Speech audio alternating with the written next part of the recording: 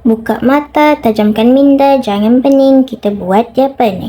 Okey, untuk soalan ini dia berkaitan dengan hukum indeks tingkatan 3. Jadi, ini adalah senarai yang kita akan gunakan ke dalam soalan ini. Mula-mula kita gunakan hukum indeks yang ketiga, iaitu selesaikan yang kurungan. Kurungan sama dengan darab kuasa. Setelah itu kita selesaikan kurungan tersebut. Kemudian kita selesaikan yang darab pula. Bila darab, dia akan jadi tambah kuasa. Okey, selesaikan 4 kuasa 2 dapat 16. P akan dapat negatif 2 sebab apa? Sebab kita ambil 4 tambah negatif 6. Q kita staykan. Q kuasa 6 bahagikan dengan 2. P kuasa 5. Q kuasa 2. Untuk bahagi, kita bahagikan nombor terlebih dahulu. 16 bahagi 2 dapat 8. Manakala P, bila bahagi, dia akan ditolak kuasa.